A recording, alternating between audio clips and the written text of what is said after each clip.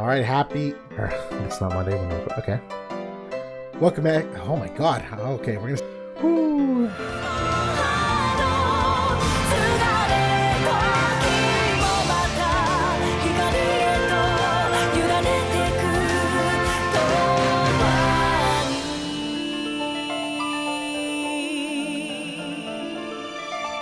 Welcome back, Visions fans. Episode 28, a new week of the Leonis report here with JB79 again. Always good to see you, man. How's the week starting off? Good to see you too. It's going good. Had a pretty busy day today at work. It was jam-packed with stuff coming in from over the weekend, but glad to kind of unwind, to relax, chat about the game, and there's plenty coming in this week. Really, Tons. it's stock full of new stuff, so got a lot to get through. It is, and no break for you, because as we are just talking about, you are gunning for number one in Trials of Reckoning at the moment, aren't you, for overall top I score? I'm trying to, not the farming piece of it, but the individual scores. At least making an attempt this time. I haven't for a while now, but yeah, having some fun playing around with Squall and Renoa. It's definitely one of my favorite Final Fantasy games, so I figured I'd give it a go. That makes sense, and probably the most you'll ever use either of those characters. So if you really wanted to use them, this is certainly the weekend. By the time this airs, no one's going to be even having a chance to go for number one. So we'll see what the results are by the time that turns around. Well, I've certainly been using quite a bit of Renoa. I think she's a hidden gem. I've been high on her since before, and I feel like she's even better than I thought she was going to be. She's really doing well. At least maybe it could be short-lived, for this meta. I don't know. But, because we really don't have as much of a crystal ball as we used to. But at least right now I'm getting a lot of good use out of her. She's been very, very solid. Quite honestly, I have too. I agree. It's not every single fight, but the fights I do put her in, she does well. I've had still some problems with that cast time and her movement. Quite honestly, it is something to juggle in terms of spacing her with people and how she like buff and stand still. And is it too late by the time the cast times go off? But regardless, like there's enough there that you usually still get some kind of value. Without further ado, we'll get to some new character conversations and content. But first, we wanted to do a quick shout out and segue to a very underappreciated but very valuable part of our community. One of the most valuable, I would say. I would completely agree, and that's WOTV as you all know it. This website is instrumental to not only players in terms of quick references and filtering options and looking up skills and getting more details, but for content creators, we use this as a staple of literally every piece of analysis we do. It's a fundamental part of our experience, and I think we've talked about this. If this resource didn't exist, our investment in the game would drastically diminish overall.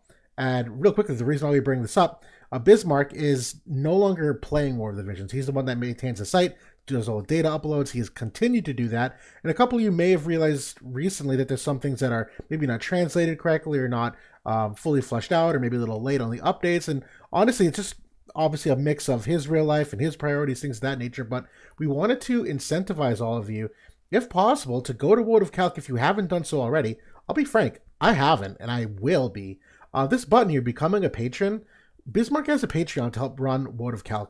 And right now, in all of Global, he's only got 22 people subscribed to his Patreon, making about $37 a month, barely covering that maintenance cost, if you will. And we did reach out personally to him, and we asked him, like, is this something you'd be interested in if we pitched, not a crowdfunding of sorts, but that's essentially what it is. And we're here to be on our knees for you and plead the case to choose a membership to donate, either $1 a month, $5 a month, just something to help this man, the time and effort he puts into this game. I don't know, JB, if you have any thoughts. I'm sure you think similarly. Oh, 100%. I mean, this tool is invaluable to not only me, but the community. I 100% agree. My investment in the game wouldn't be like it is if I couldn't look at this site and actually see the data firsthand, what it actually is, because certainly it's not available, in the game client at this kind of detail. But certainly, we know the mistakes and mistranslations and things like that, as you mentioned, are starting to show up and be more noticeable.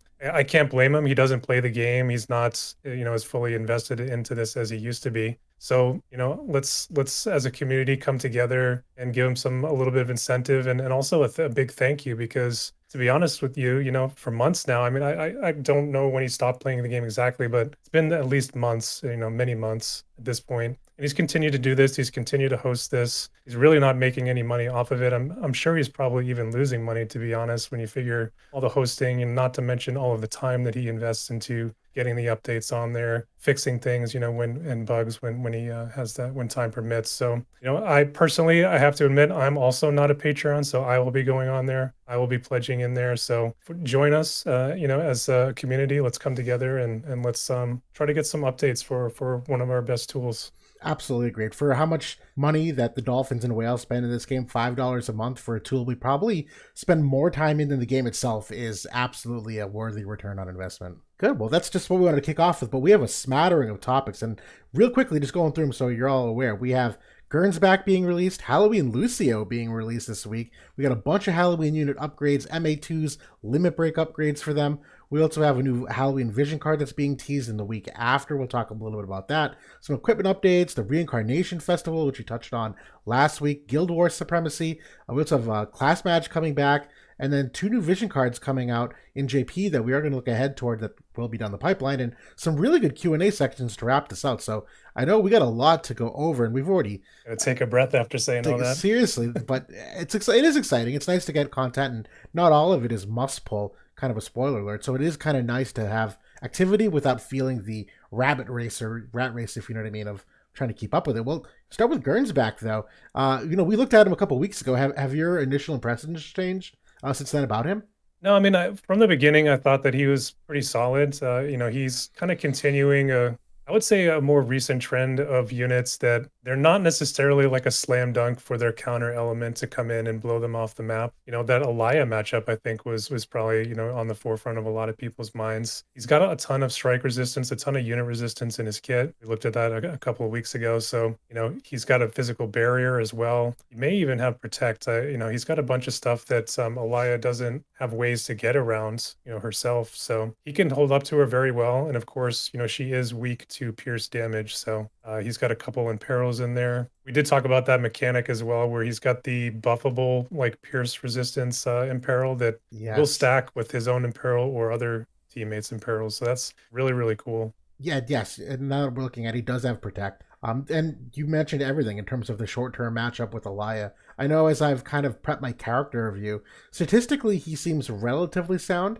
I think the question that I still have now that I'm looking at the real X's and O's is that within his kit, a lot of his abilities are just a smidge more short range than I might be comfortable with, and they're a lot more unit scaling. And when I say unit scaling, I mean like specifically only one character, not like these select 2 that we're so used to seeing. And so when I consider some of the X's and O's in the matchup, the fact that his max range is only 4 squares away and it's only hitting for 1 unit, he better hit like an absolute tank, or else you're not going to be able to kill things fast enough, considering that Elia can hit like 3 at a time and Soul can hit 2 at a time, and even just the other conceptual meta units you would speak of, not even just talking about the fact of how strong lightning is with bringing water into it, that I have a slightly diminished hopes for him like really countering it. But in terms of a Pierce unit, I think he is a stellar addition to that cast of Pierce units, where I know you and I have really enjoyed playing into those mono Pierce teams with what Dialdo brings. It's kind of that frontline tank. And I'll admit, as I continue to look through what is available for Pierce units, for UR units, it's a relatively short list. You have Jaden the Celebrated and Flagbearer Glaciela as 2 of the like pinnacles of the Pierce units, but after that there's a really steep drop off where Aranea, Oberon, Winter Luartha, they just haven't fared as well over time. And I think Gernsback actually is a viable like 3rd option in that damage dealing rotation that, yeah, I think he does a lot of good things. The other thing that I like about him too is that he is pretty well positioned against Saul as well. Obviously, that unit resistance helps pretty nicely in that matchup. He does have 20% base magic resistance as well, which is solid. And then he does have 50% poison resist and 50% berserk resistance. So maybe if he's seeing that King Mont next to a Saul, I think there's a lot to like with this unit. Am I going to pull him? I'm actually thinking I might not. Like I really want him, for all the reasons that we said, and like you said, the Pierce angle in terms of maybe setting him beside a Jaden or a Dialdo. It's just a lot, we just got through a couple of big units with Elia and Saul, and I'm really feeling the pinch myself because I grabbed both of those units. Thankfully, I got Saul relatively easily, but I did have to go pretty far to get Elia. So There's a lot more coming too, and obviously maybe I want to grab one of these Halloween units. I have tried to prioritize the limited stuff. You never know when you're going to pull, on these perma banner stuff. You could get it next week. They could throw some huge banner, and then you get it, and then you feel kind of bad. So I'm thinking I'm going to skip. How about you? I'm in complete agreement, and now I'm officially at that point now where we were kind of talking about it a while ago with what is it, Valentine Miranda, which came out, that the 70 costs were kind of a skip. We ended up pulling for a lot of those units anyway, but I think we're at the point now with how much we've invested in characters like Alaya and Soul, and not even talking about like Irvine, who I know is not a free pull by any means, and even building up Squall. The We have to be a little more diligent with the viz we spend, particularly because the roadmap is a lot shorter. So we got to be a little risk averse there and really be a little more diligent. Where it used to be, you could mind mock a little bit and kind of get a rough idea of how long you could use some of these units for, and that's not the case anymore. And to your point, you could just pull them at a later point. And I think he's one of those units that those that do pull for him are going to get an excellent 70 cost water unit for limited content where that element sorely needs that, coming in at a great time. But outside of that, I don't know if it's worth the investment. Yeah. I think that at this point, I have so many other water units that I can try to play around with, which honestly, I haven't played around with them as much as I probably should have. And with Saul and maybe some more fire showing up in the meta, maybe it's a good time to kind of dust off some of those units and try them out rather than going for the latest and greatest. So Absolutely. We'll actually be talking about one of those units later in our Q&A section for sure. But until then, we can talk about Halloween Lucio as well, who's also coming out. Another 70 cost unit as well. They've seemingly done a couple interesting things, but we unfortunately don't have any information from WOTV stats. We don't have a full breakdown of the abilities. And I know one of the big ones is what they give him for a 120 ability. And just kind of recapping, they've given him that axe main job that Griff had gotten, but for all of these unique main jobs, they typically switch up the job level 120 ability they give them. So Grifford got that select 2, decrease CT, generate hate. Well, Halloween Lucy is going to have something totally different, something totally unique.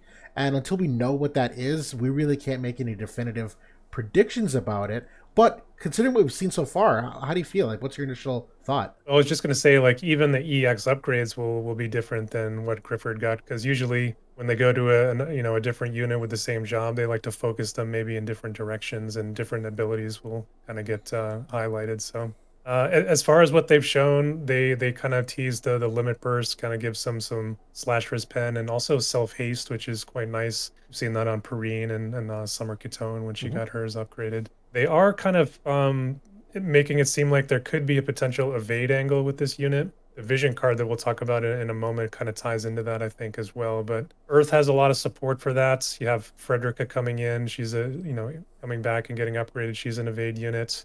Even Bradley, he can be built, somewhat evasive if you focus on it. So it would be kind of interesting. I'm just not completely sold on the 70 cost evade unit unless they just kind of go over the top and make him busted. Because evade at the end of the day really is a stats game. So I'm almost hoping that he's more like a proper bruiser, but maybe he has evade support. Like maybe he has something that can reduce accuracy or blind, or maybe he has some buff that kind of will give some evasion or luck to his teammates, something like that. And I hope that would be the angle they would go to, and maybe they can focus him to be more of a distraction play for some evade units behind him. Yeah, I totally agree. I'm still, obviously, like you mentioned, waiting to see what they come out with for the uniqueness and leading into that evade angle. I know if I had to guess for the subject or the passive they'd give him, the Duelist lore is a 40 defense pen and 12% evasion. That seems like a slam dunk for what they'd give him, just for what they might normally give. And so from that angle, I like that he's got a passive that has some. I would imagine the Mastery ability or 140 probably has some extra, because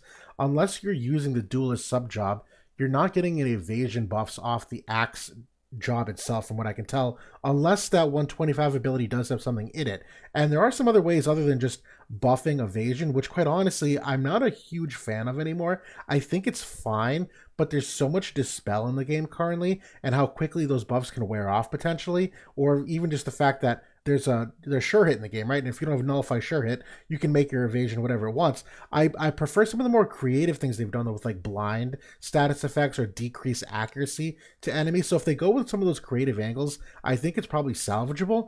But again, one of those conversations that outside of limited units or limited cost content, it's tough to justify a 70 cost unit, but Earth in particular is a unit that or element that desperately needs it. Right now, Eileen is the only 70 Yeah. cost Earth. So, in terms of just like Earth value, I think he does bring a good one, considering he's got some slash synergy with Bradley, obviously, and you can probably get more flexibility with that team and not just go with regular Mont for that low cost unit. But I am intrigued to see again what they do to make him a little more unique, because right now it seems fair. It also seems like a 70 cost unit. It's not bad. It's a 70 cost unit. Yeah. I will say though that in terms, and this is something we'll actually look at in the war room section, but Gumi is, at least in JP, has started to try to really lock in on the 270 unit cost rule set, which of course is two 100 cost and a 70 cost is I think what they're going for there. So it's some kind of additional value there you can kind of get from these units. I don't know. I think that those modes don't come around often enough that you really end up getting that much value out of it at the end of the day, because you see them in one or two limiteds before they're completely power crept out of the meta. Yep. But it is what it is. Absolutely. Yeah, I can't agree more on that last point, where you consider you have arena, free meet, free match, class match, guild war, PvE content of all different sorts. There's so much other content where the cost is just simply like irrelevant, that the cost limited content doesn't come around frequently enough to justify the amount of Vizior. And granted, maybe they do something special and it's just like an 18,000 Viz banner, like some of these 70 cost units. Makes it a little more palatable. Quite honestly, I hope they go that way, just because what we're in the game for currently with overall spend. But I like the angle they took. It's a good addition to the Earth team. Maybe missed the mark, but we'll see what happens. Yeah, we'll circle back on him next week, and once we actually know what he can do, and see what we think then. And then in addition to him, it is coming within the roadmap, not this week, but likely next week. It's a new vision card to go with him. And the reason why we kind of took that evade angle is that this vision card, it's a job-based vision card, and we'll pull up the unit list in a second, but it's for warriors, knights, and gloves. And it's a luck, I think it's a huge amount of luck, a 42%, if I remember. It's something ridiculous. And then agility, obviously, as well. And then spirit, which we know is kind of hit or miss in terms of value, but luck and agility in a card is very, very strong for enabling evade teams. We obviously saw the Sorrow Vision card do that exceptionally well. I don't know if you've actually looked at any of the groupings yet of characters. Do you have any initial thoughts on the balance of this card, though? I've looked at the unit list a little bit, because I'm really excited, I think, for the warrior group in particular, because they have a couple of evade units. But I mean, in terms of those party effects, I think it is going to be 42% luck. That's kind of been the MO, is that the main party effect gets a bump up of 20%, within these job cards. So 35% should go to 42. And then, 15% is going to be that level 99 effect for the agility. Another 7% luck, I think, that's, if you figure maybe 180 base luck, for a an evade unit, you're looking, what is that, like 12-ish more luck? I actually couldn't tell. Yeah, probably about that. Yeah. Yeah, Somewhere yeah. in that neighborhood. We'd have to actually see. It's probably only like 3 or 4% evade rate in net total, but every little bit adds up when you put them together. So looking at the character selection here, there are a small handful of evade units. I would imagine that most people feel that they're relatively crept at this point. Sorrow being one, Shunak is another, Violet's another. Halloween Fred really never saw the light of day in many instances. So in terms of like adding to some of the evade units, it's a relatively limited pool. But as you pointed out, a lot of these units do have high enough luck that they can still evade hits, even if they're not evade units. So it's still a super valuable card. Yeah, someone like Summer Kilfake especially comes to mind for that. Absolutely. Absolutely. And luck is one of those ones. I actually wasn't even sure if they'd ever make another luck vision card again. It's been quite some time. I thought they might go with the angle of just either giving a straight of flat evade percent or crit evade percent, but luck is so good because it does hit three of those major stats. It hits accuracy and evasion and crit evasion. So when you talk about rounding out some of these other stats, I know it's not as sexy to talk about boosting units crit evasion, but boosting accuracy for a bunch of these units via a luck on a main vision card there is a sizable accuracy increase for many of them. So I think it's an excellent card. I'm very excited to see it come out and really kind of do some like numbers testing with it. And obviously the warrior knight jobs are desperate need of some like good vision cards, and I think this is a good staple to carry them going forward. Yeah, we're just waiting on that Melnia card really for the Knights. That's is going to open the floodgates, I think, once that card comes for him. I think so. It enables so many other teams, and it's just one of the top three vision cards in the game. I agree. We can't hammer it home enough. But I yeah, think this one this is going to be right up there too, though. I mean, I think everybody loves that Sorrow card, and then this is, arguably just as good. It's not having the HP on there, but it's got some spirit instead. yeah. If I had to guess, it's probably that spirit too. That's one of those things that hopefully doesn't put you at negative spirit should you get imperiled. I think at this point of the game, I think you were the first that like kind of enlightened me to that train of thought. That we look at defense and spirit as these penetratable resists and aren't that valuable because they get penetrated so easily. But if you, as long as you can prevent your defense or spirit from going negative, that is a massive way to reduce potential damage on things like defense and spirit breaks. And so, to the extent that you can get 15 spirit off of this, if someone has a 30 spirit in peril, all you need is another 15 from somewhere, which is not terribly hard to do. That means that they can't break you and put you negative and amplify the damage they're going to do to you. So I like that angle. And on that Halloween note, obviously we have a bunch of upgrades here for Halloween units as well. I apologize. I know this view is a smidge scuffed, but this is really just for the visual. We're getting some upgrades here, most notably 140s and limit break upgrades here for Halloween Leela, Ryu, Frederica, and Lucio, who's on the next slide here.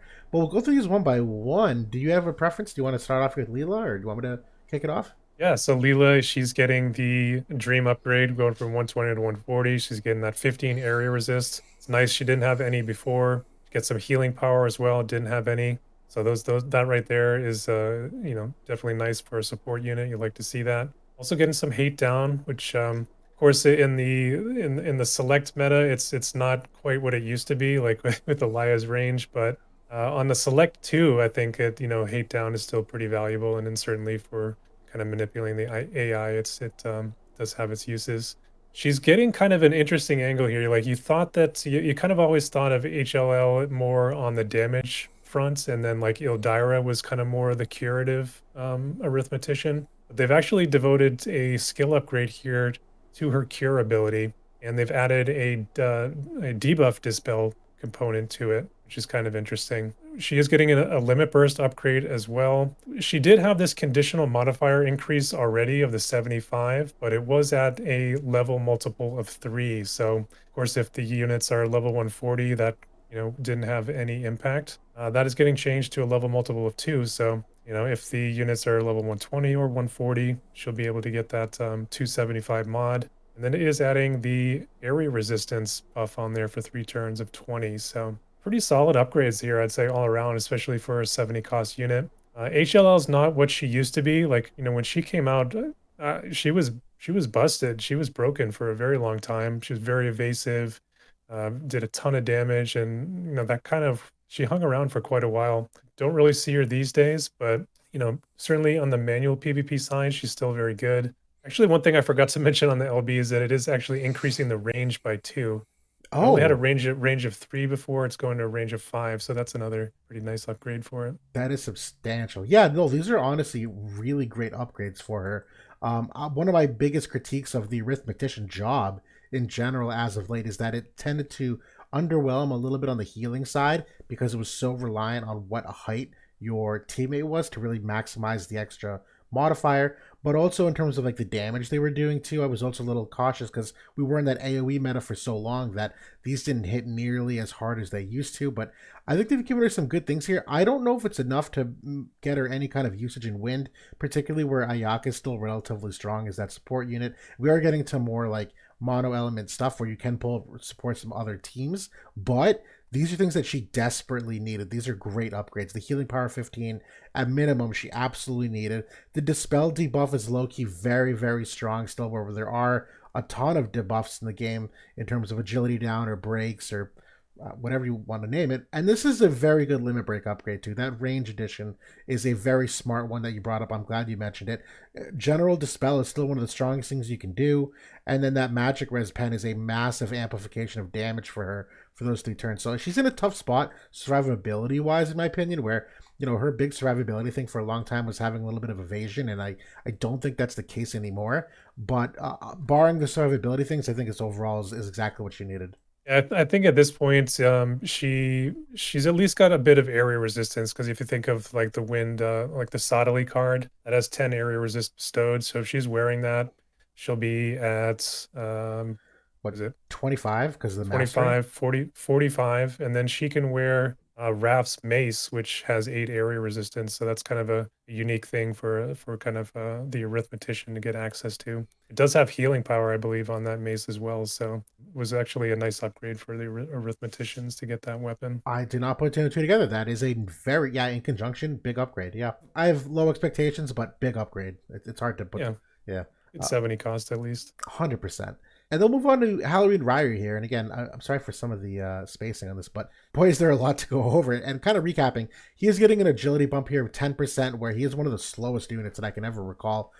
Definitely a minimum a requirement to keep him up with the turn order. 15 unit res is certainly nice too, where he doesn't really have a ton. He's no. I'm sorry, let me rephrase that. He's a bulkier unit. And he always had tried to be. He had that paladin sub, and they did give him a ton of HP back in the day. That I do think that leaning into some of these resistances is a good way to do it.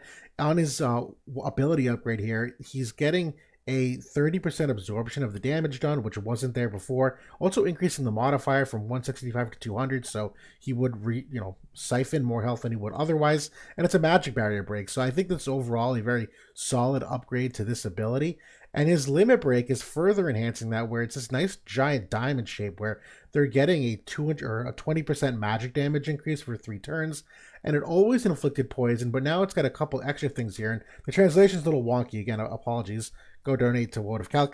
But if you are inflicted with poison, this is kind of an interesting theme. Again, coming back with the poison, you will now decrease defense pen of 30.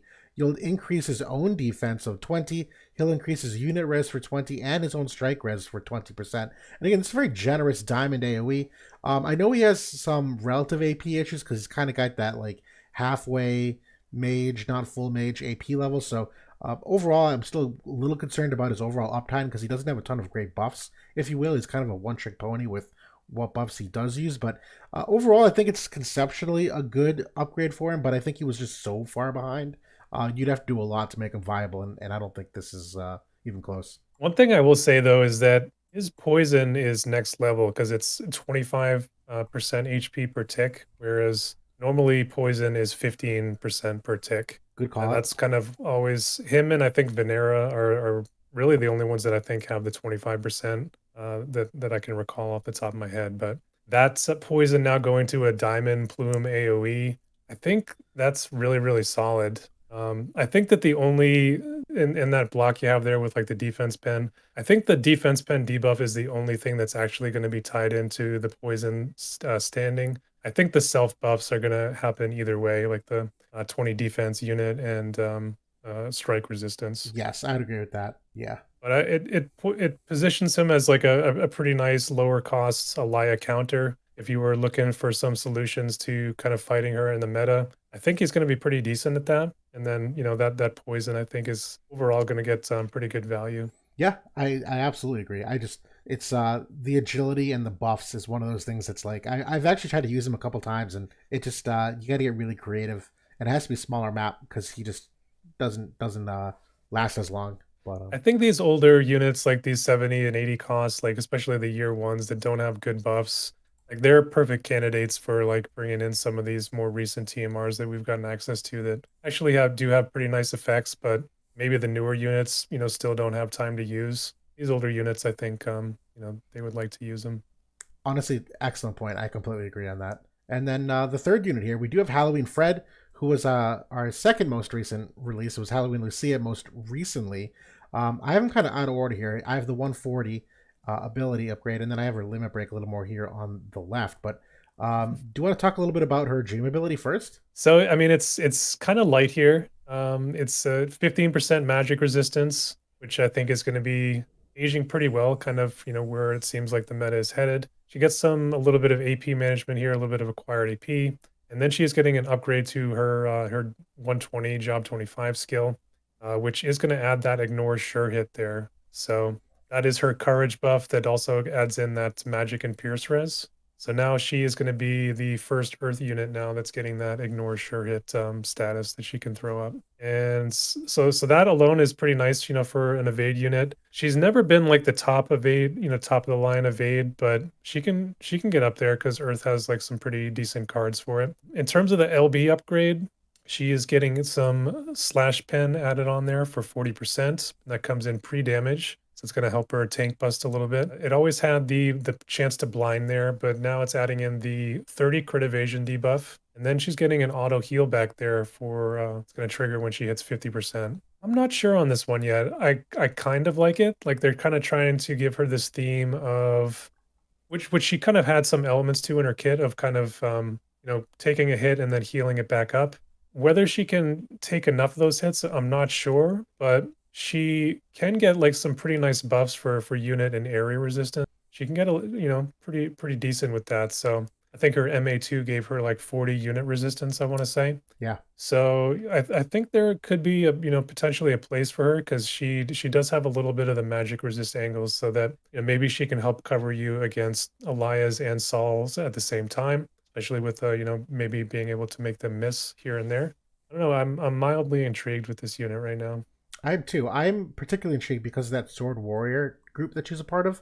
As you mentioned, getting that big luck buff. And I agree, this job has always been difficult for me because I think the buffs are a little difficult to get right, where you have really three of them here. You have that Pierce and Magic Res one that got the upgrade. You have a teammate buff that's the AoE Res and the crit rate as well. And then there's another one here that's the evasion and single target resistance. And this has always been one of those characters. It's like you can't do all three of these. You got to like really tune the AI, and it's always been very difficult. But I do appreciate this unit, at least for a very good niche of being exceptionally strong anti-pierce.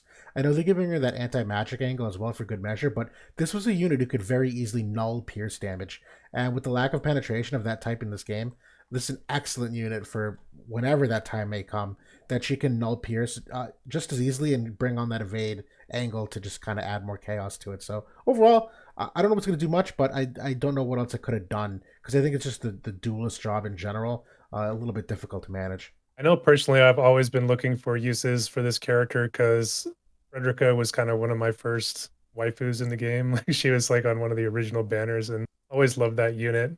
And I was super excited when this unit was first announced, and she definitely flopped quite a bit. She never really made too many waves, in terms of auto PvP at least. So, I'm gonna throw an antler at her and try to play around with her a little bit and see what she can do for sure. Right on. Well, good luck. Hopefully, get some good results. But onto the fourth and final unit now for the upgrade. And there's a sizable upgrades here for Halloween Lucia. It's not only the 140 upgrade, she's also getting an MA2 in addition to the limit break. And her 140, she's getting 15% strike res. She was formerly -5, so this will put her at +10. She's also getting 10 unit res, so obviously in that line of at least like staying somewhat alive versus Elia.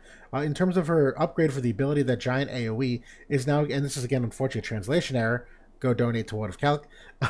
It is decrease human killer of 30 for 3 turns when those units are attacking with physical damage, so physical attacks. So again, she's very much one of those units that attempts to try to decrease the amount of incoming damage because she does skew higher on defense. That human killer will obviously help with the modifier. She's also getting some upgrades here to AoE res, where she's going from 10 to 15 on the MA2, and they're helping her by adding that 20 magic res pen, and which are going to come back again in a second with the weapon upgrades, and 20 crit evasion too. So again, giving her some of that amplification of her own damage with that magic res pen, which crucially important because at this point, damage is really her thing. I think she's becoming more of a one-trick pony in that. And finally, the limit break upgrade here, the big thing is that it's a dispel of the auto restore and haste and decreases AP of 15% for that target. Now, this limit break, again, is one of those ones with the follow-up attack, very, very potent outgoing damage.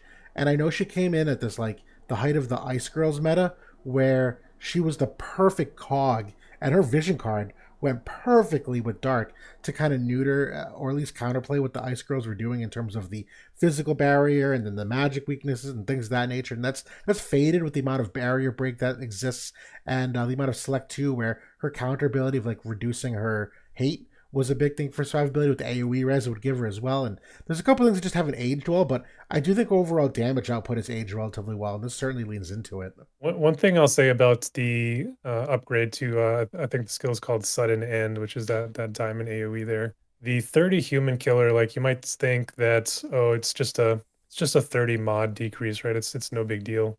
Which I think in most cases, yeah, I would agree. I think though that where it would show its worth is if you're able to debuff units that have that follow-up attack, like another Lucia or like an Astrius or whoever.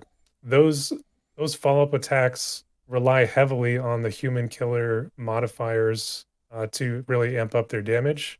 So it's disproportionate basically how much it hurts the damage of those follow-up attacks compared to other attacks. So I like it for kind of that reason as well. Absolutely. Absolutely. And I think she still has a place out of all of these Halloween units. She's probably the aged the best. Now, again, she's also the newest, so it's not terribly surprising, but I do think she still has a place, maybe not as prevalently as we go forward, but they've done some good things here that in cost limited content in particular. I still think she's a pretty solid character to bring.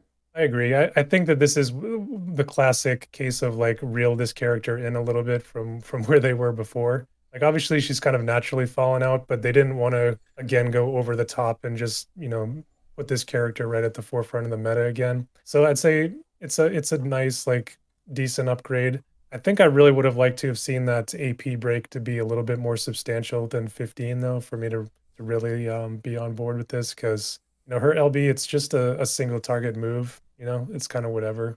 I agree with that. The dispels are nice though for sure. Yeah, I mean that obviously gets more value if you're using it on a tank unit who typically don't run as AP efficient as some other units. But there's so many other units right now that just are very good with their AP management that one time 15% decrease probably doesn't skew a lot of their offensive output. I think though that this may be a clue into what Gumi's doing with these LB upgrades, where we look back at some of the older units and they've really gotten some like massive upgrades on the limit burst to really give them like a signature move. This one here, with her being, just a year old, it's not really looking quite as nice. So, maybe that's going to be the kind of their MO going forward. I could see that. Absolutely. So then we also have the announced winners of the Reincarnation Festival, where we talked about last week some of the predicted winners here, and we were spot on. Not that hard to predict some of these, but Yeah. King Mon, Elia, Glaciela, Dialdo, Vega, Perrine, Sterne, Wingstern, and Raph. Any surprises for you, or are you happy with the winners overall? I thought for sure like Velis would get it, considering he's the limited unit. I don't know. I guess people really like Elia. I mean, I can't blame him. She's a really good unit. I think also, I mean, we did mention her at least in the speculation that, a lot of people have her as a unit, so maybe that was part of it. They really want to invest some scrolls into her. Other than that, no real huge surprises. I did think maybe June would take it down for win, but Glaciela I think is just as worthy. I'm pleasantly happy with the winners here for sure. I've been wanting to do King Mon for a while, so I think he's going to be the first one that I invest some scrolls into. How about you? Overall, pretty happy. I abhor the fact that Elia won that. Out of all the reincarnation units, missile units get the short end of the stick by and large. Mhm. So I don't think that was a economical choice, if you know what I mean. Then again, if you're never going to reincarnate a missile unit, this is the chance to do it. So maybe it is a good thing. I really was pulling for Vela, so some of my bias is there. But I'm honestly also a little disheartened by Vega winning the vote. And if I had to guess, it's literally purely people that want to see a Vega banner rerun so they can get his TMR. Because I don't actually think anyone wants to reincarnate Vega. I know the pull rates weren't really there, and I don't know anybody in like comment sections where I've seen like really like hyping them up out of all the lightning units. And I know it was a relatively like smaller list overall in terms of who the permapool lightning units were, but I kind of would have figured someone that even like Skahal would have been a layup for many. I know Renan was kind of like a secret hope of mine, and I kind of figured that maybe Renan's in that same Vega bucket, so it wasn't totally off the table. I know I voted Resnick, but even maybe like Charlotte, considering that people were really, maybe some old school fans trying to use that tank once again. I just was shocked by Vega, though. I just didn't. I was a little bit surprised, but I was looking over the comments on the video from last week, and there was maybe two or three people kind of shouting out about Vega and There was there. really excited about it. But I guess there's a lot of people that yeah are excited about it. Yeah. I don't know. I don't like I said last time. I don't know if I'm gonna really invest in him. Kind of see what happens, but I've definitely got other priorities first. Definitely. Out of those 8 units, he is the bottom, I think, out of all of them by a good margin. But in addition to that, we are going to recap some of the frontline updates, which we've known about. This is new. We're getting accuracy and evasion added as stats to the unit screen. Quick pick match rules will be added for friendly and free matches, which is pretty cool. It's a super fun game mode. And now a quality of life upgrade for arena and match battle, where you can change parties in your selection screen without having to back out to go to the formation screen to do so. So I like all these. Yeah, pretty minor overall compared to some of the updates we've gotten in the past, but yeah, it's kind of where things are at the moment. Yeah. But yeah, we'll transition to the war room now. We'll talk a little more about maps and metas and game awards for some of the PvE content. The probably most noteworthy one in the community theoretically would be the Guild Battle Supremacy, where this is after all the limited guild wars, the top winners every single time finally get put into that bracket to fight it out. And it is a unit cost of 270, so you just mentioned that's kind of a favorite cost limit in JP, and we're seeing that here. And we're getting Ancient Ruins 12. We just had it a week ago for Limited Guild Wars. You excited for this map? I was scratching my head when I don't know if this is like an intern coon like kind of mistake here. Like we literally just had this map for limited. Why are we getting it back again next week? Like, come on. If I had to any justification, it might be for familiarity for the guilds, so that you kind of don't leave it up to the RNG of testing. That you at least give people like a head start on knowing what the map's good for. That's kind of my only thing I can think of, because Guild Battle Supremacy, you want to, like, I don't know, not throw in that random X factor of a new map, and people can't test for a week, so they lose the whole Supremacy because they couldn't test for a week. You know what I mean? I don't know. Yeah, I can see that. We do have different map effects around this time. There are basically 3 different groups: fire, getting that HP and magic; waters get attack and unit res; and then the night group is getting attack and defense up, which is cool. Fortunately, we don't have that Melnia card once again to really enable that night group, but yeah. Yeah, overall, not the worst. I'm looking forward to it, but not. I'm sure you guys are going to be there in the top Supremacy group, but I think Howl is going to end up being in there as well. So okay, wait. Look forward to getting knocked around a few times. It's got more interesting. It's got more interesting. Yeah. But in addition to other game modes, we also have class match coming up again, which I love. Honestly, I love these modes. This is one of those modes where these characters that we keep talking about for cost limited stuff and for one-time fights in terms of limit break usage and like creative rotations, I love bringing these in. And so yeah, total cost of 520. That's Esper's Vision Cards units. It's Graveyard 4, which you have seen before. Probably a little hard to remember off the top of your head, but interesting effects here. It's Protect and Shell Nullification, Area Res up, and Reaction Block Rate up. I know Class Match, you were what, top 3 if I recall in manual? You were up there, and you looking forward to class match again? Always looking forward to it. I'm really surprised that it's back again, because usually for a while now they've just been kind of going back and forth between quick pick and class match, every other month. This is the first time that I can recall in a while that we've gotten class match back to back. I do like the total cost rule set. That's interesting. I think what's going to end up happening though is that you're just going to have people just dropping the secondary cards. You'll just go for the primaries. 100%. I'm really disappointed for Gumi, again, if you're listening. You can't allow Quicken and CT in the same class match, please. Like you used to always ban at least once, and you stopped doing it. So Gumi operations, please. This is big for class match in particular. To eliminate cheese specifically and kind of CT combo plays. Please go back to banning either Quicken or CT mechanics.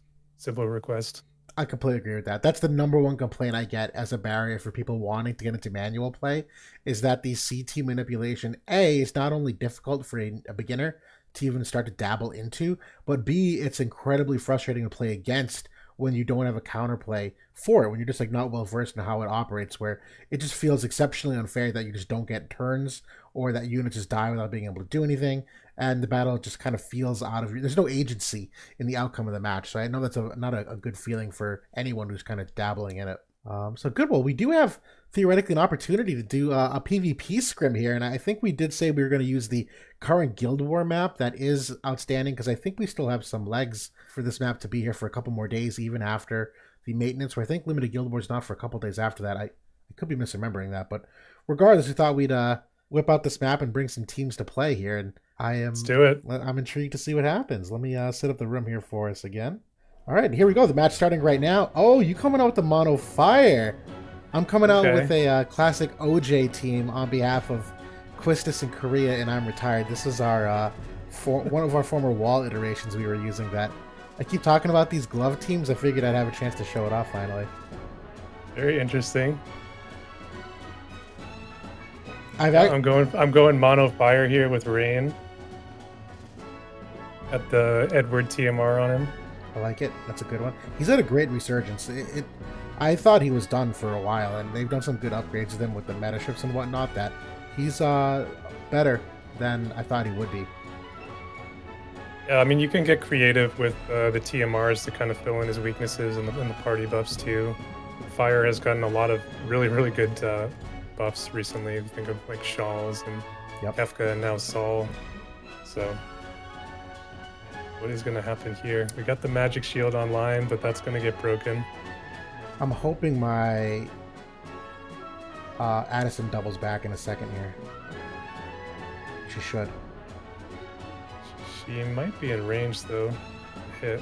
So I have jamming thrust off, and that's what I wanted to see. There we go. Oh, okay. There you go. Courage. Well, now I need Rain to go in and slow your Oh whole team. no, I have toggles. Oh, she's supposed to cast haste there.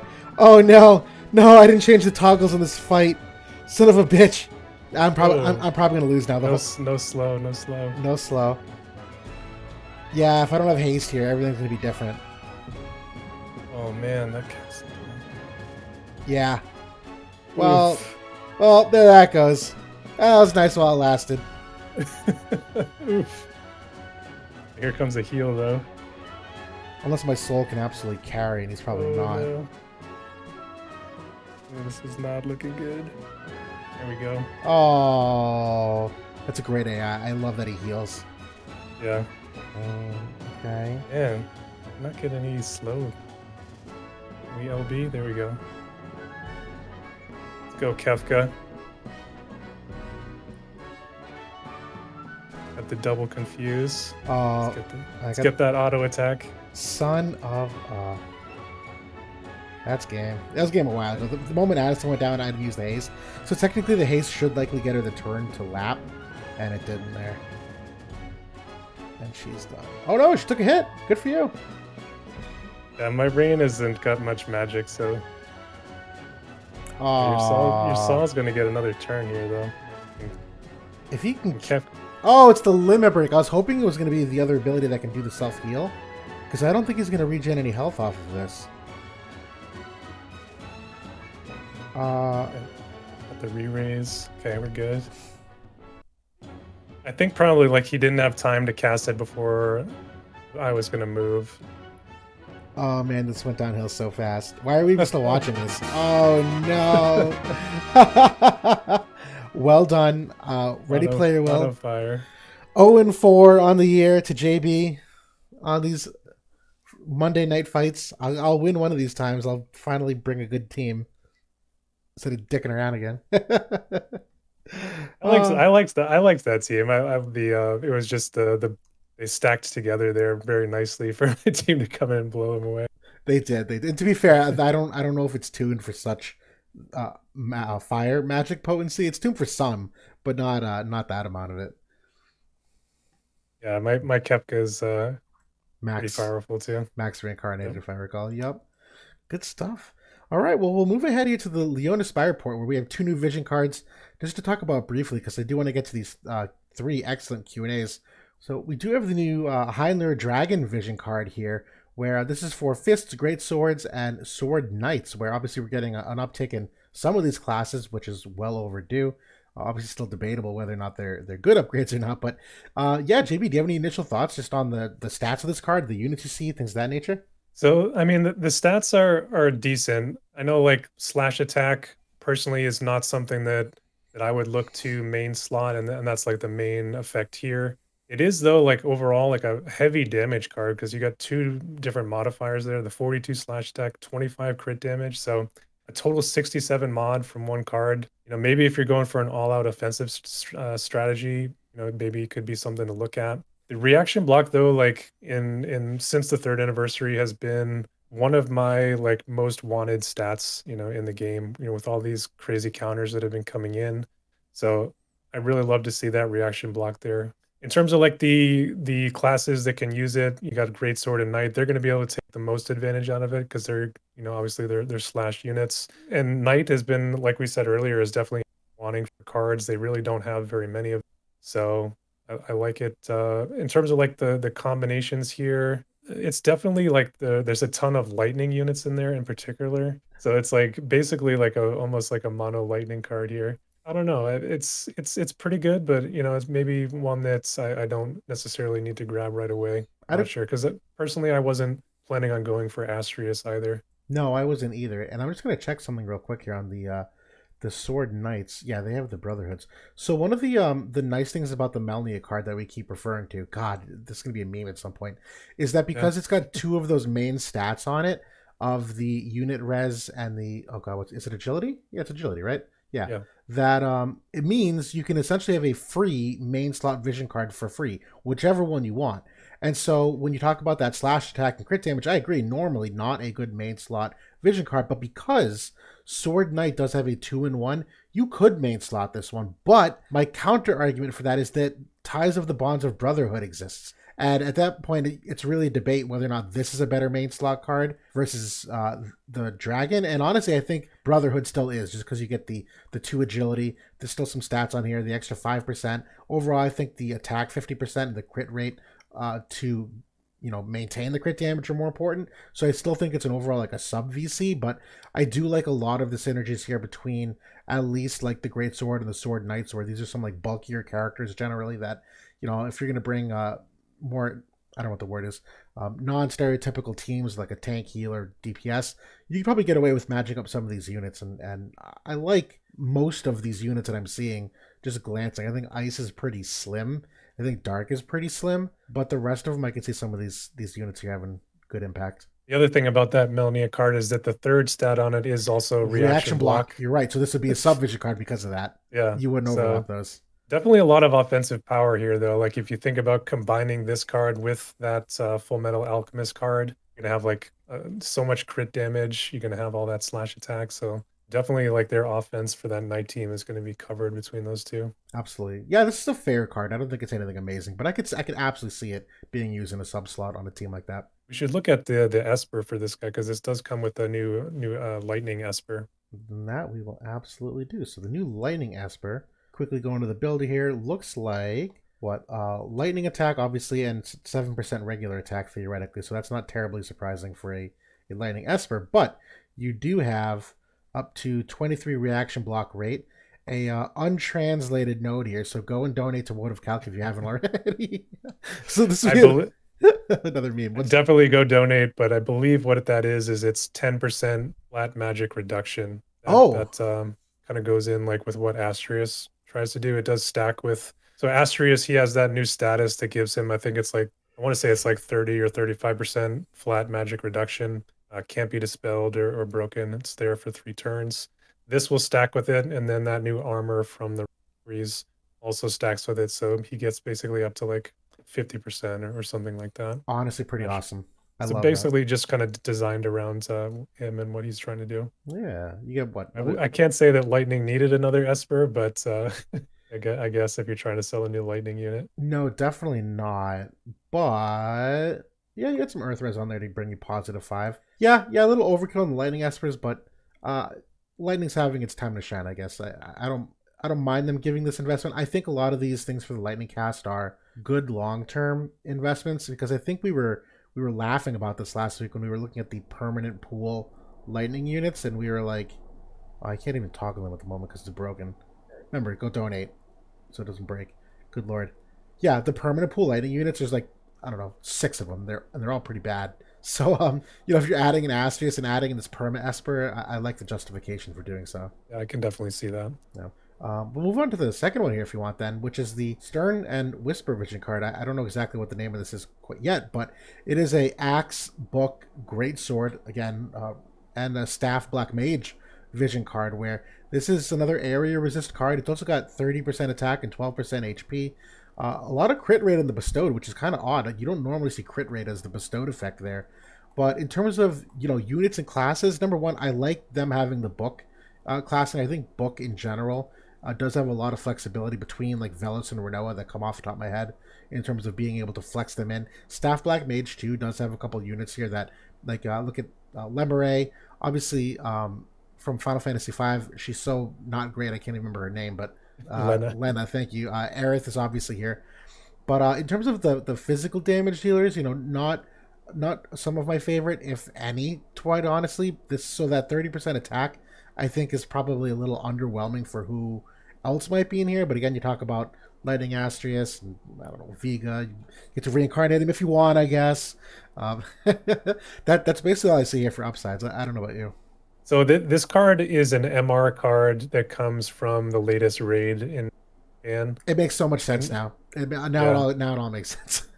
so it's a free card. Actually, like the artwork is awesome. I just wanna call that out because I'm definitely shipping these two in the story. I want the Stern Whisper romance angle I love it. to come along. But I like this. I actually like the party effects on this a lot as like a freebie card for people maybe that didn't pull on maybe some of these job cards. Like this is one of the primo like job enablers in terms of the area resist. And you may think that okay, maybe you have like a winter holiday party, maybe you have a death machine. This one, like in your secondary slot, is not really going to be off from that in terms of the area resist, maybe like 1% less. But then you are going to get some HP and attack on there at the same time. So I do like it as kind of an area resist stacker, for these jobs.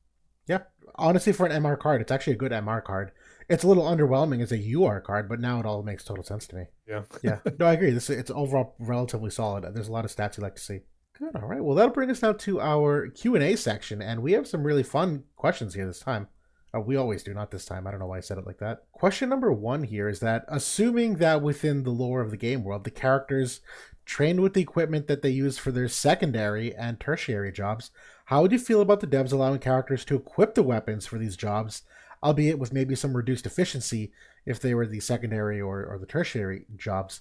I was actually just thinking about this morning. I literally kid you not. But I'll let you kick off an answer. What do you think about that in terms of equipping other weapons depending on your sub jobs? I've actually kind of thought of something like this before too, because you kind of look at some of the weapon selection for some classes out there. Like the glove group in particular comes to mind. I feel like the glove weapons like completely blow in this game, comparatively to like Yes. the other classes. Yeah. So I would love that. Will they actually do it? I'm not sure, especially like with all these job cards and kind of a huge portion of like the team building being built around what weapon they actually wield. I'm not sure. Kind of along the same lines, one thing that I would like to see EX to the sub jobs. So like maybe they expand out the trees for their sub jobs, and they can pick up the abilities that they might be missing from those jobs, and you could maybe select those on the node trees. That's one thing I would love to see for sure. Interesting. Yeah. So from the equipment angle, like, let me put it this way: the creep of the game has moved so that most new weapons have unique effects for the certain characters themselves. So if you decide not to equip that weapon on that unit, you are more than likely already taking a step back in terms of like that character's overall potential strength. So number one, I think it's balanced. That if you were to take off a sword of someone that has four effects in the sword and equip a bow, even though the bow might have some upsides, you're likely missing out on some of the other upsides. I think it equals out. And then I think the trust stones, what they do for adding attack stats here, overall makes that the weapon attack stat mean a little bit less, particularly when you consider buffs and vision card stats and Esper stats. And this, like, the actual weapon attack stats pretty minor in the broad scheme of things. And I was actually just thinking about this morning because I was crafting my new arena team and I was focusing on the Irvine follow-up damage. We just talked about lack of water units in terms of gunners, and I had this idea where I'm like, Astrius has a missile sub on him. What if I ran Astrius with like his teammate buffs, tried to get him to stay in the back, and he's got like a range +1 passive, and let Astrius just lob arrows and be the follow-up guy against fire. And at the moment I'm like, but he can't equip any kind of missile weapons, so I'd have to like craft a special trust stone set for him. And I was like, oh, forget about it, I'm not going to do that. But I loved the idea when I was thinking about it this morning to say, lean into another weapon type potentially. That, yeah, I think it could be. I like the idea. I would love to see it. I can't see them going that direction. Good idea though, for sure. Yeah, I went one step further where I was thinking about like whether or not it would change the job-based vision card they're part of. Like if Astria suddenly equips a bow, is he part of the bow class? And I thought that was probably a little overkill because they balance the characters around the class, so that probably would have too many trickle down effects. But the thought process of mine, I'm like, that's an interesting angle to take. I mean, certain passives like you like or bows in particular, like you can get like the increased missile res penetration. So like that would be certainly something that you might want to do if you're going for that. It would definitely like amp up the creativity and the team building another notch. Definitely make it more challenging, I think, overall for I would more agree. casual players. It would make it more challenging, but then again, I don't know if the upside would really be there. Because again, if you figure most characters, their main job is what they're best at. Their sub job is really there for like an ability. You know what I mean? It's not really meant to be using the sub job fully. So should you want to use the sub job, you're probably again making your character take a step back from their initial design and I don't know, probably wouldn't be OP just from that conceptual. And then in line with what we were talking about earlier with some of these other characters coming around and water units in particular that you're revisiting, the question is, I've been wondering, do you think there's a legit build for running the OG Glaciela, the original water Pierce Glaciela, in a mixed team, theoretically with Ed and Alaya, who are strike teams, to face Soul in random matchups? She was an insane Slash and Magic res unit to help her fight fire, and the Alaya Brotherhood cards are both Fist and Spear in terms of that synergy, so there is a lot of overlap there. She actually has strike moves on the strike sub job as well to pair into that. She could run Glinting Armor, which is that Rob TMR for Keenblade and whatnot. The Octopus Esper that's coming out soon. It's honestly not a bad thought. Do you have any thoughts initially on OG Glaciela here? So I do love the spear and fist overlap and kind of mixing those teams together. That's something that I've done quite often with those cards already, especially with Dialdo, being the tank and mixing him with fist in particular. The only thing that kind of catches me here is trying to fight Soul with Ed and Alaya, which you don't want to do that because he's going to blow them off the map. Yeah. That's what he's designed to do, and that's what he does. Can Glaciela Wazette maybe do something against Soul? I think so. She's got, a little bit of magic resist. She's got a buff for some magic resist. The only real weakness I'd say in that matchup for her is her lack of unit resistance. So maybe if you can find something there with a buff or TMR to kind of help that out, and then you would need to deal with the poison situation as well. So you might need to throw on like a white marshmallow or something on her. Yep. But that is his weakness is water pierce in particular. That's going to do big damage on him. That's why Gernsback is good against him. And she can do that same thing. She's just you got to kind of look at who else is going to be with Saul is kind of the main problem. It's a huge problem because there's a lot of people who can go with Saul. So yeah, that matchup will be different every time. Let me share Glacio real quick. So they did do a couple things to the poster's point in terms of slash res of 30, magic res of 30. My first question number one was, what's her agility like nowadays? Can she compete with turn order? And the answer is yes. She does theoretically have up to 2 agility buffs here that do make her quite fast. So number one, that question's answered. Number 2, I was curious about the buffs and abilities, and she does actually have an exceptionally good buff here. I'm just concerned with the exposure to Dispel, what this does to her. This buff, for 5 turns, on all 5 turns is number one insane, but it's Pierce attack 25, defense pen of 50, protect AoE res of 20, and magic res of 20. Now, if you recall, in the passives here, there's no defense pen. This is her only source of it. So should this fade? Should that get dispelled? This is a different character without these attributes on them. So number one, there was a big fear that she was so hit or miss on this buff, particularly because there's no other buff in the kit. It's this, and that's it. So you need to get creative with the TMR second.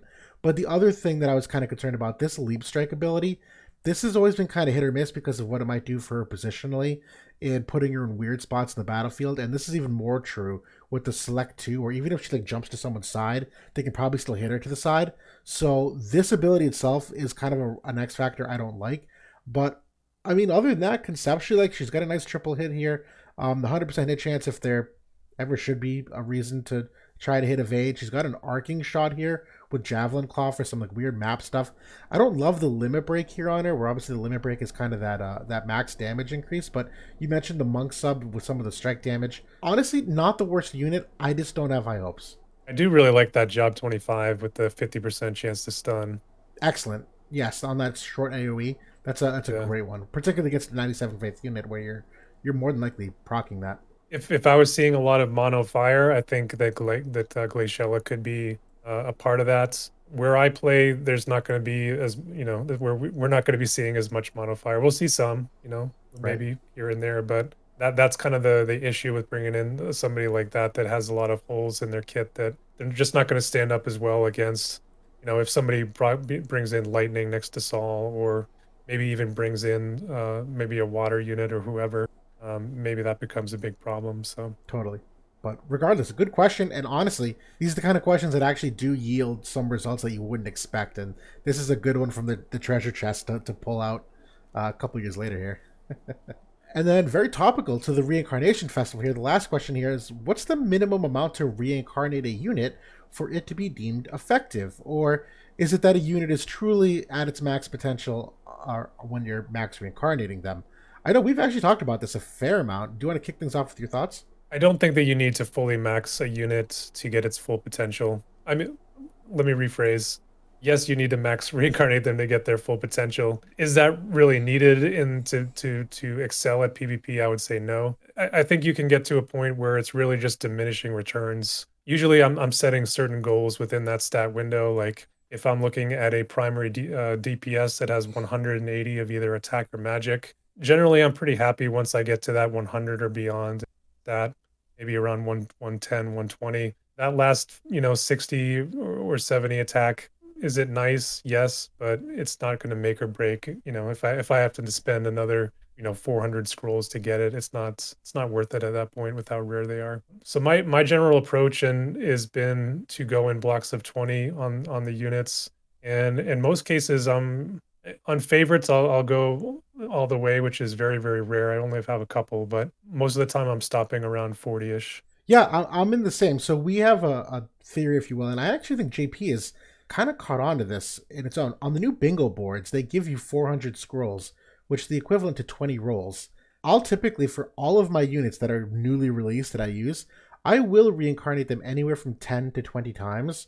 And the hope is that in there, somewhere between 10 and 20, you get what we lovingly call like a god roll, which is basically every time you re-roll the stats, it's random how much they grow and which stats get the amplification. That's irrelevant of the stars you get, which are the permanent stats, but on that roll itself, the little yellow extension bars in the menu.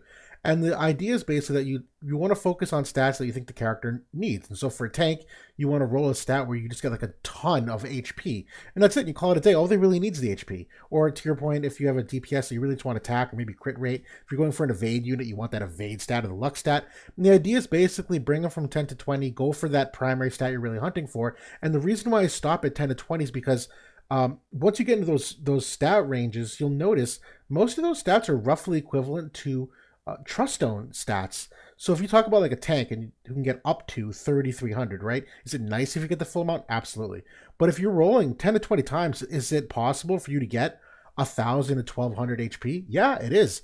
And if you're thinking of like a trust stone set where you have like 10% HP and 5% HP and a whole bunch of stuff, that's equivalent to a whole trust stone set by itself. That I think that's like a sizable increase you can give to your character, and the same can be said for like crit evade and evade and all that. So I don't think you have to go max reincarnation by any stretch. I really do think you can play it safe by going those 10 to 20 rolls, which is why I think Gumi, maybe coincidentally or not coincidentally, gave you 400 scrolls so that every character you get, you can bring them to 10 to 20, basically for free on the scroll side. That yeah, I think that's a pretty good sweet spot. I've heard a lot of people talk about this. Like, I feel like they're hoarding the scrolls because they think that they need to invest them into one character and really take them all the way. I would urge people not to do that. I would urge people to, if they have a unit that they're using a lot, that they see good value out of, if you have the shards and are able to do it, take them up 20 rolls, take them 40 if you really like them. You'll get a noticeable bump in power. Even just doing 20, you'll be able to notice the difference. And then, that's take it from there depending on how much you use them. Absolutely. Yeah. No, it's a good question because it's going to be very topical this week with people trying to plan out their resources. And yeah, the short answer is no. You do not need to max reincarnate a unit to get a good return. You can just go 20 and be pretty happy. But again, emphasize the stats you're looking for. I am hoping that there is going to be some more deals and maybe freebies in terms of scrolls and resources to reincarnate the units. I thought that it was going to be that all of the resources were halved, but it's, at least according to the notices, it sounds like it's just the scrolls, which is too bad. Gumi, I would ask that either you address like that these lack of resources for reincarnating in terms of segment things, or for these festivals in particular, make it everything half, because it's a lot to farm. It is. I had some good tickets for a while for fragments and awakening stuff. I pretty much run out on those, though I do think I have a lot of like friend medals and guild war medals that I can still use to acquire them. So I'm sitting in a decent spot. But I just joked with you, the yellow large experience cubes are currently my bottleneck, where you can't exchange. Gumi, if you're listening, again, one of these, you cannot exchange experience cubes in this game. And when you're leveling up skill levels, the reincarnation, you must use yellow experience cubes, and I'm out. I literally have none. And I've done everything I can every single day in every single shop to buy the 5 or the 10 or the 20 here and there. It's never enough. I'm already out, and I have like 10,000 rainbow cubes. Let me please just like Yeah. convert a Add it into couple. the exchange shop. Seriously, that'd be a simple one, but yeah, I think that's a breadth of topics we want to cover. So again, a really packed amount of things, and we kind of mentioned this in the pre-talk too. I don't think any of these are really anything anyone should lose sleep over. If you're low on antlers for Halloween units, or don't want to pull Lucio because you're pretty spent. Same with Gernsback. I think these characters are good additions. Don't think they're musts in the short term. I still think in the long term it's more economical to wait because we have that shorter horizon now where we keep hyping up future unit releases too, and we have more espers coming out, more vision cards coming out, which seem to be more material to gameplay overall. We'll see what Lucio ends up being on Wednesday, but my general feeling is that these are going to be more fun units. I don't think that the 70 cost units really have like long lasting meta impacts. I think that they're like short term solutions, or low cost appeal, like for cost restricted formats. They can make a splash for maybe a couple months, but have tended to fade away, even the good ones like Lucia that we talked about earlier. So Yeah, I agree. I agree. Well, and respectfully too, we're pretty jaded on the seasonal units overall. Gumi has not handled them well. Whether it's holiday, Halloween, Valentine. Oh, Valentine's been pretty good actually. That's the one they've done well. Summer, whether it's that the upgrades are always way too late or the units always underwhelm. Few and far between are they good seasonal units. Only a very small handful. The rest of them tend to be busts. And this is speaking from someone who has pulled them all, sadly, and not gotten the full upside that I hope for. Yeah, winter has been the poster child for that sentiment for sure. Yeah. Even Summer, up until these recent 140, Summer was nigh year unusable. People were using Summer elsewhere purely just because, like, I don't know, Water vs. Fire. That was really the only Summer unit that had legs for a while. But that's it for now. We're running late as it is. But thanks for watching per usual. And JB, good seeing you, man. And Good seeing you too. Good luck in your polls if you do decide to go for those units, and we'll absolutely donate to WOTV Calc. 100%.